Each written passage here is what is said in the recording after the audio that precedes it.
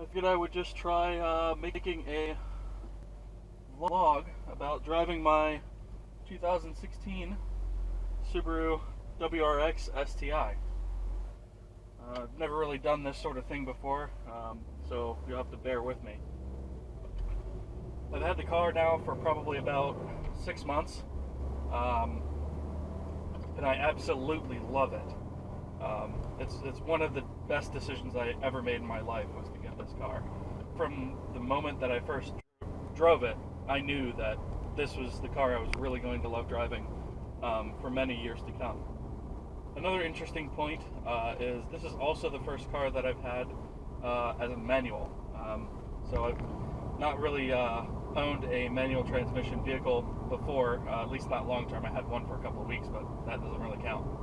So the other thing that I had to do, both during the test drive and on the way home, was to actually learn how to drive a manual transmission. I feel a lot better with it now, certainly, than I did when I first started driving manual transmission.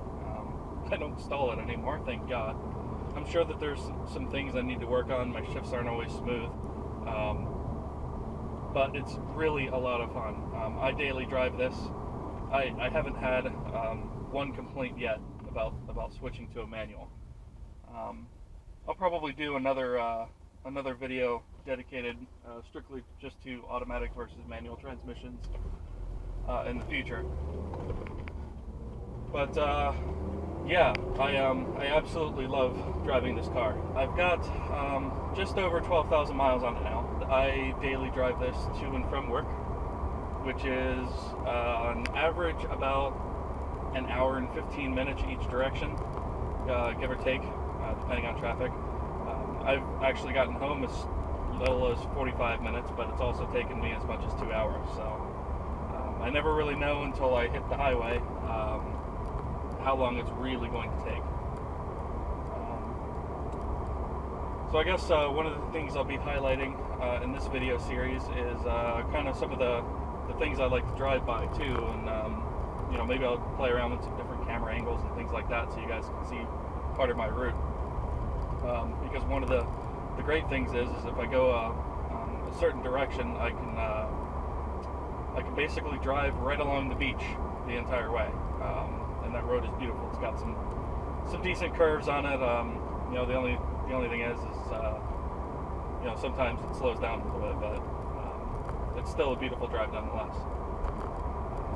Today, because I'm running a little bit late, I'm probably going to take the highway though. I've got a lot of plans for this channel. I actually want to do you know, a couple of targeted videos too in terms of subject. I want to do some things like you know, my reasons for buying the car, top 10 things I love about the car, top 10 things I hate about the car, things like that, coming in the future. So, and of course, you know, any ideas that you guys have of a video that you'd like to see, you know, let me know. One thing that I will be doing once I get this clean, because it's kind of dirty right now, one thing that I will be doing is giving a in-depth tour of all the features of the car, the specs of it, do a walk around the outside, and look at all the different features in the interior, things like that. So lots of good things coming in the future.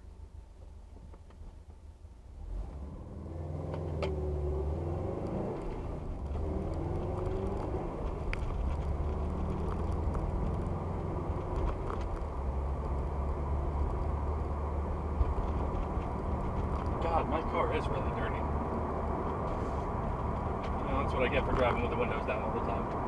Alright guys, I'm just gonna continue driving to work right now. I don't want you guys to have to, you know, sit through that entire drive, because the whole thing is definitely not entertaining. So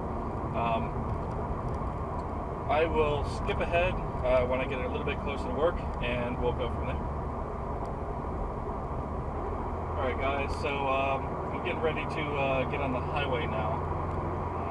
There's a lot of traffic this morning though, so I'm not really sure if I'm going to have an opportunity to do a decent acceleration.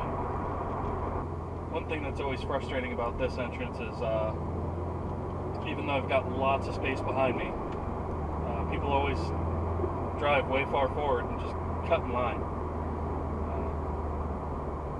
It's always see like that minivan right there just did it. I just don't understand what is so difficult sometimes about waiting in line. But I don't know. Maybe they're in a rush to get somewhere. Who knows?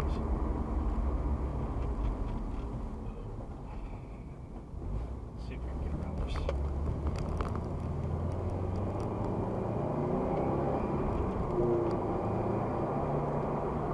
Here we go.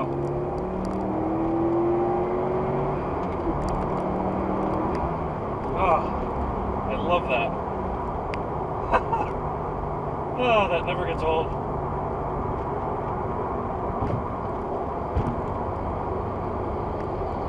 Oh, man.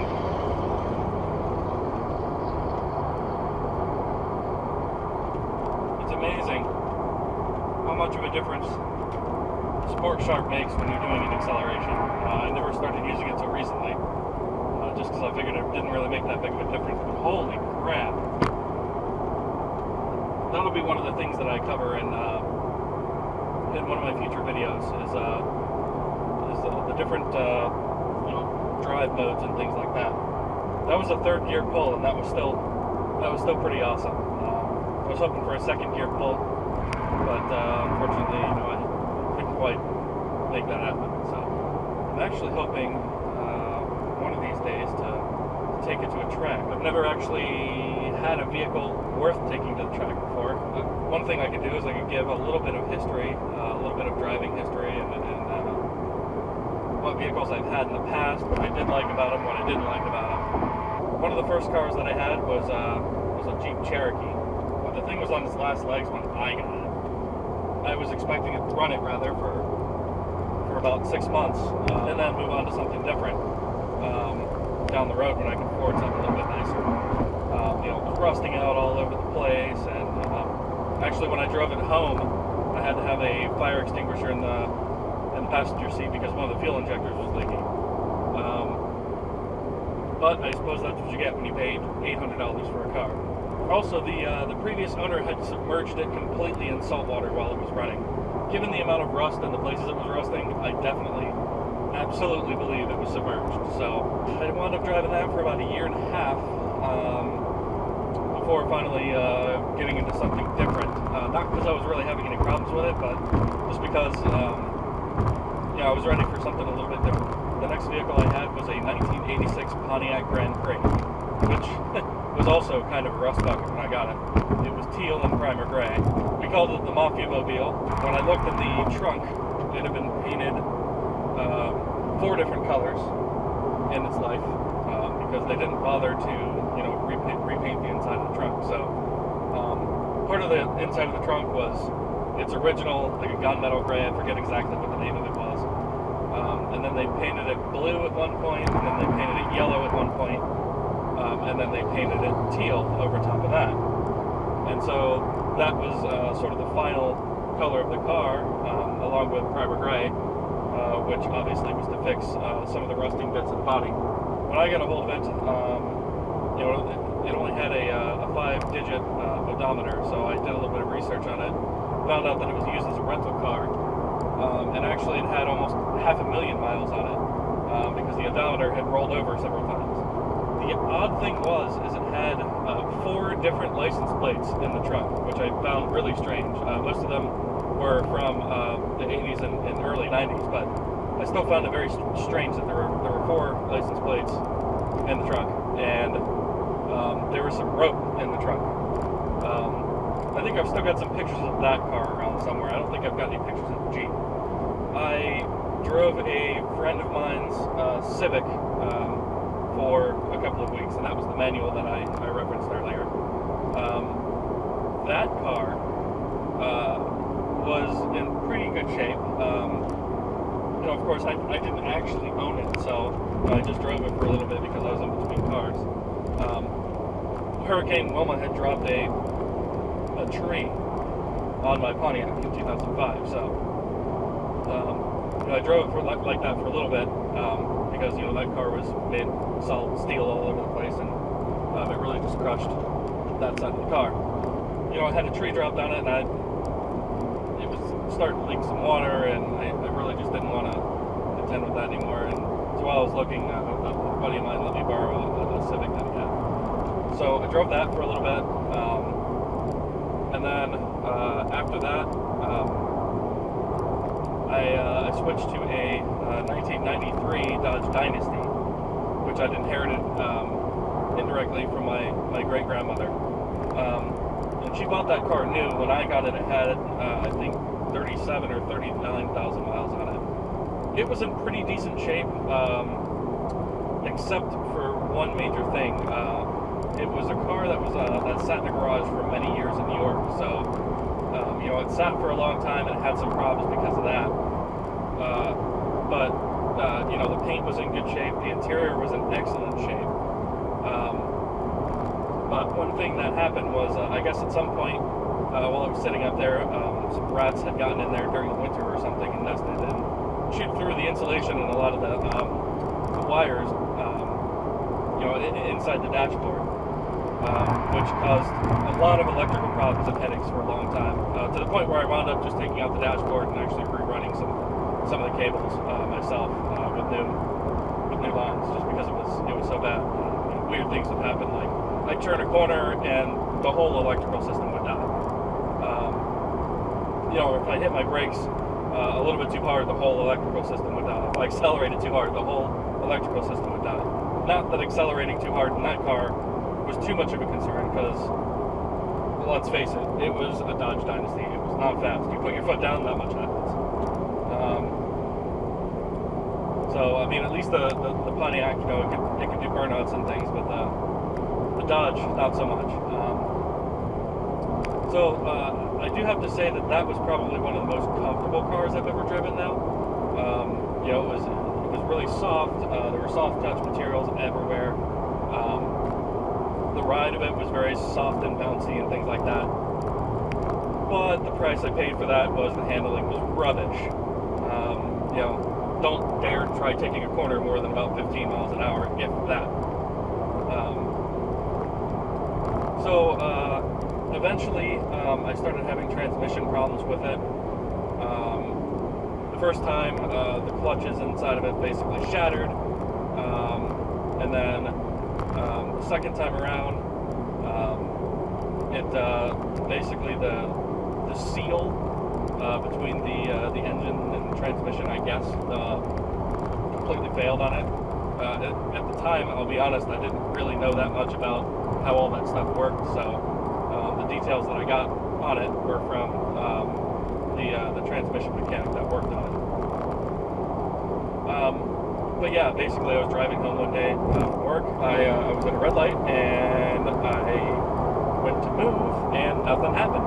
It just sat there and revved, and I tried to put it to neutral and park and back into drive, and none of that worked. I got out and I looked underneath the ground, at the ground underneath the car, just to see if anything was leaking, and sure enough, all my transmission fluid was on the street. That was fun times. And then strike three for that car actually was when I started getting the same symptoms again. I believe it was like 3 to 6 months down the road from the last time I had the transmission fixed, of the transmission going out again, where it was shifting gears really, really, really hard. Basically to the point where it caused the whole car to lurch, and or it almost felt like you hit a curb really fast or something like that. I mean, it just it lurched the entire car, shook the entire car. And so it was starting to do that again, and I'm just like, you know what? No, I can't do it. 3 strikes, you're out, buddy. So traded that in for a 2011 Hyundai Sonata, and that was the first car that I'd ever bought brand new. And so that was a bit of a milestone car for me, for sure. And for the first 3 years, I have to be honest, I absolutely loved that car. It was faster than anything I'd driven before. Granted, it wasn't it wasn't a race car or anything like that. I never treated it as one, but the older vehicles that I drove before were so heavy, and the transmission transmission gearing was in such a way where you just put your foot down and not much ever happened. But this, you put your foot down and it flew, you know. It actually took me a while to get used to that.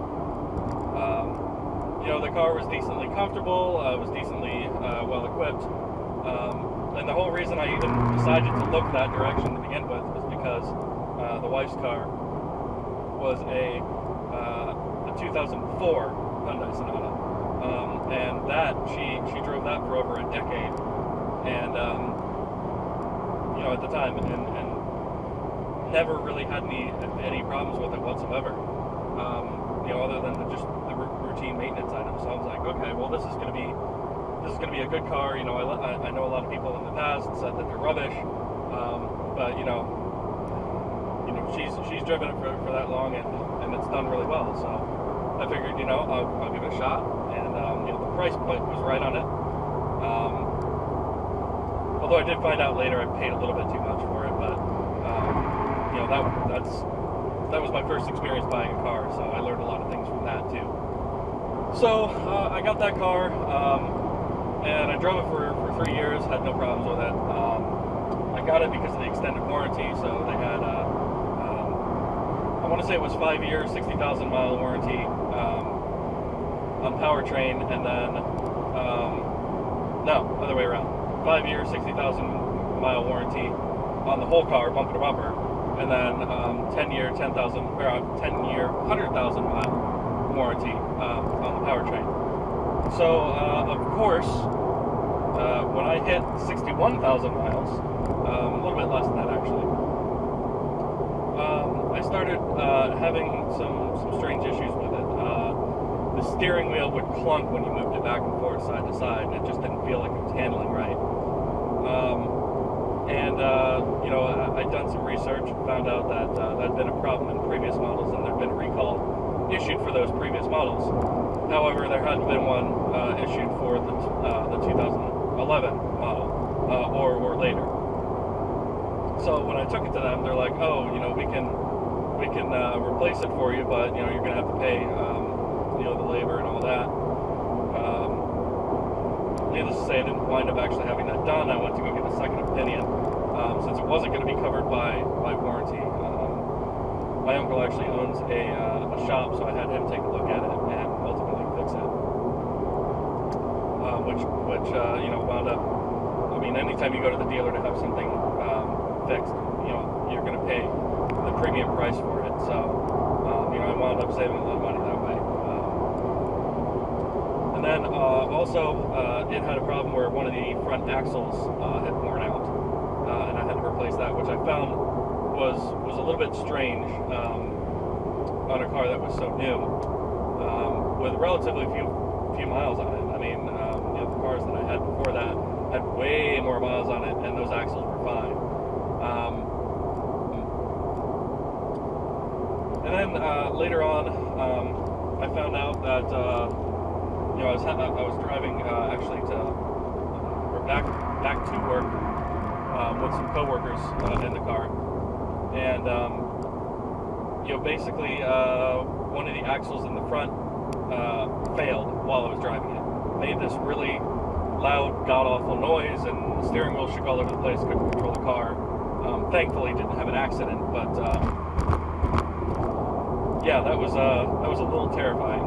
And it was at that point that you know, I decided I think maybe it's time that I move on to something else. That wasn't the only problem that I was having with the car. The transmission in it was starting to shift a little bit strange too, which I'd also read was a common issue for the year models around 2011, and I think 12 and 13. It also had an issue where the rack and pinion basically at the front was coming apart, which was also strange because the second round of issues happened around just below 80,000 miles. So at this point, I was really upset that, you know, the car was having so many issues like that, and there were a couple of other minor cosmetic things too that were starting to happen on a 3-year-old car that started bothering me. The center console had, you know, the paint was like literally peeling off the center console of the car. You know, and I'm not particularly rough on my things. You know, I don't hate them by any stretch of the imagination, but I'm not particularly rough on my stuff. So I didn't understand, you know, why that was happening.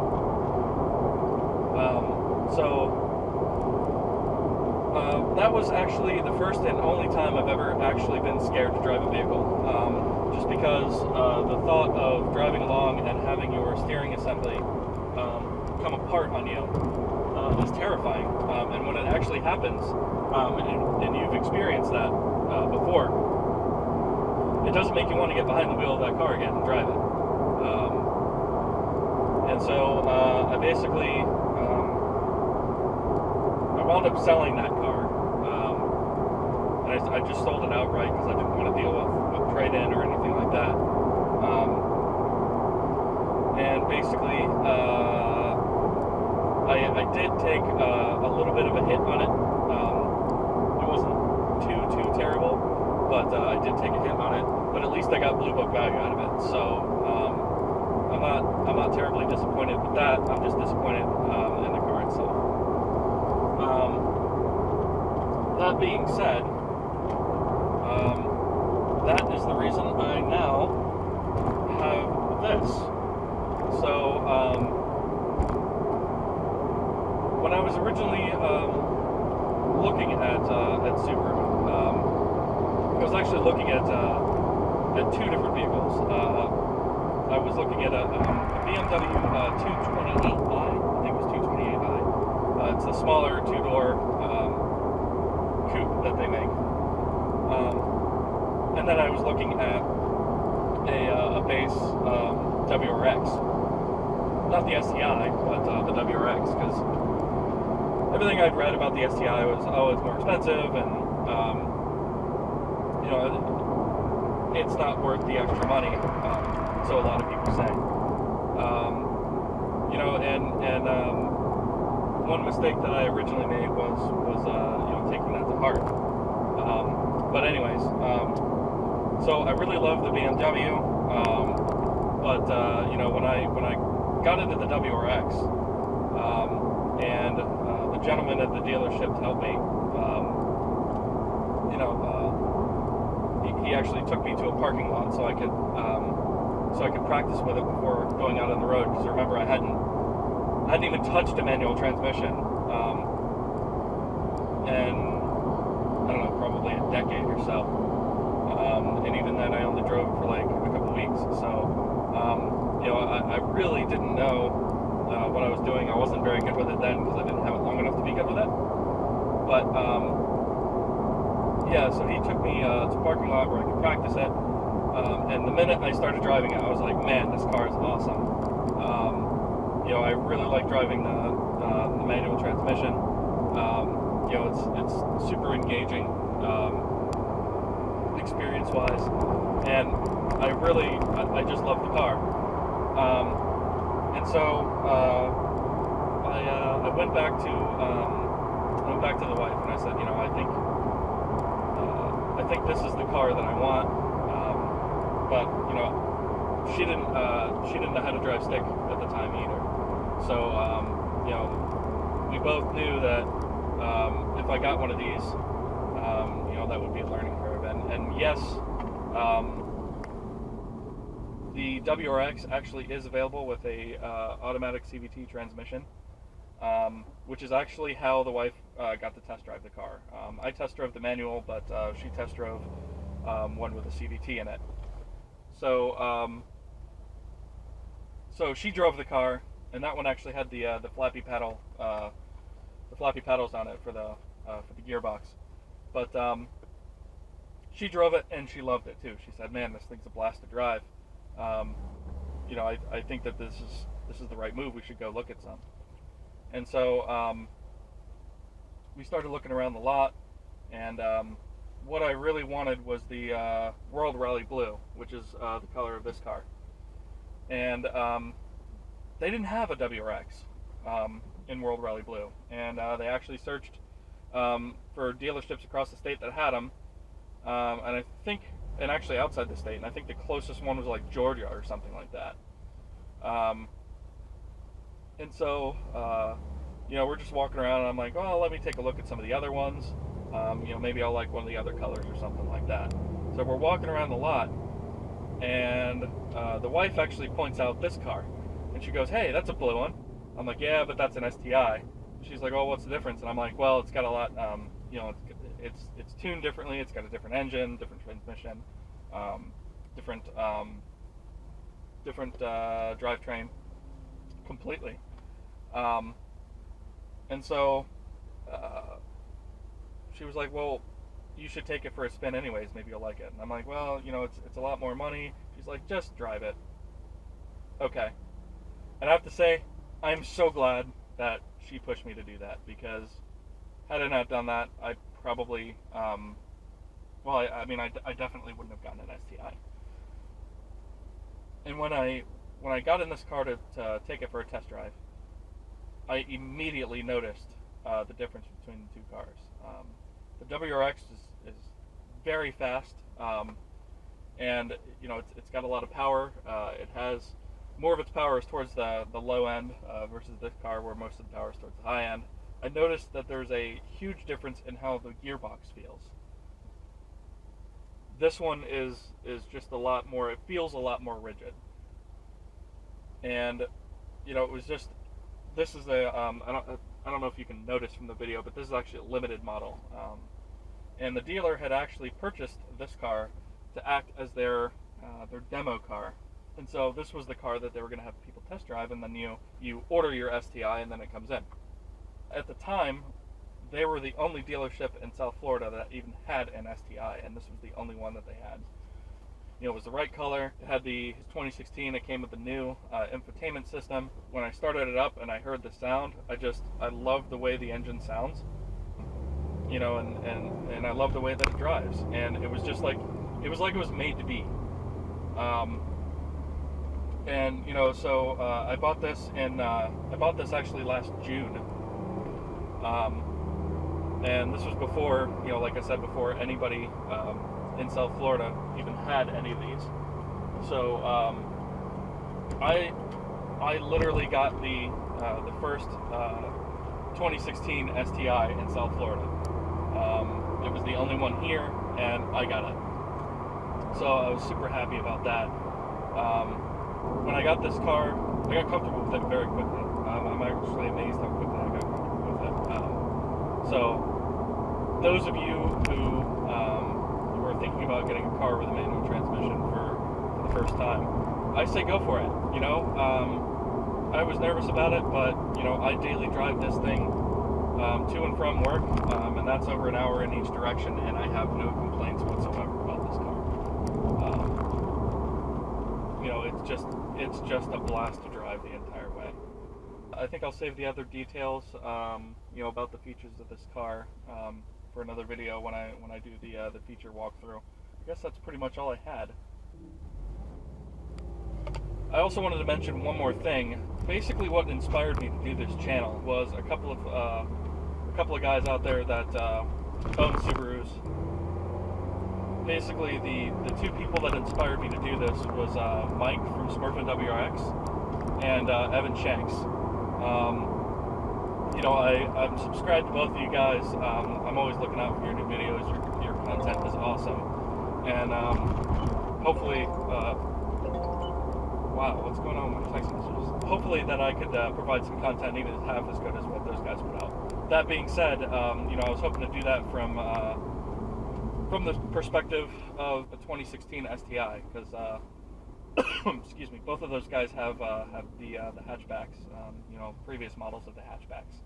So I wanted to do that from the perspective of one of these newer STIs. So just a shout out to Evan Shanks and Mike from Smurfin' WRX. Thanks, guys. You guys put out some great content, and you've inspired me to want to make a vlog of my own about this. So yeah, with that said, I'm actually almost to work. So I'm going to stop talking now and just drive to work. If you like this video and you want to see more, please subscribe. Just click the button, down at the bottom of the screen. There'll be much more content coming soon. There'll be a full in-depth review of this car, going over all the specs and the features and all that. Thanks guys for watching, and I will see you soon.